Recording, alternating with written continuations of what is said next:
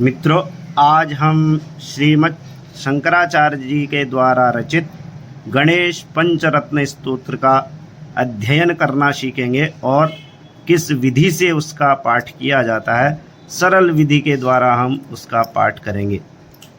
मुदाकरात् मोदकं सदा विमुक्ति साधकं कलाधरावतंसकं विलासिलोकरंजकं अनायकैकनायकं विनाशिते भदैत्यकं नताशुभाशुनाशकं नमामि तं विनायकं न तेतरातिभीकरं नवोदितार्कभास्वरं नमत्सुरारिनिर्जरं नताधिकापदोद्धरं सुरेश्वरं निधीश्वरं गजेश्वरं गणेश्वरं महेश्वरं तमाश्रये परात्परं निरन्तरं समस्तलोकशङ्करं निरस्तदैत्यकुञ्जरं दरेतरोदरं वरं वरे भवक्त्रमक्षरं कृपाकरं क्षमाकरं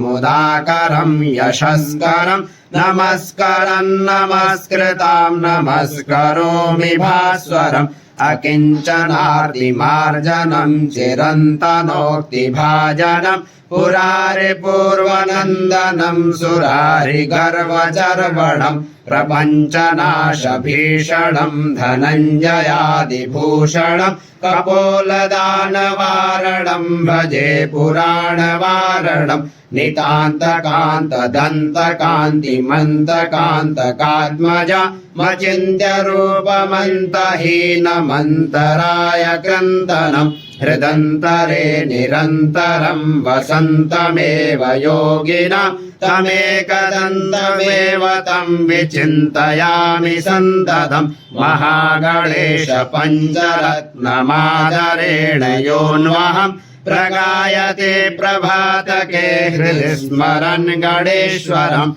अरोगतामदोषतां सुसाहितीं सुपुत्रतां समाहितायुरष्टभूतिमभ्युपैति सोचिरा समाहितायुरष्टभूतिमभ्युपैति सोचिरा। श्रीमच्छंकराचार्य कृतं गणेश पंचरत्न स्तोत्रं संपूर्णम्।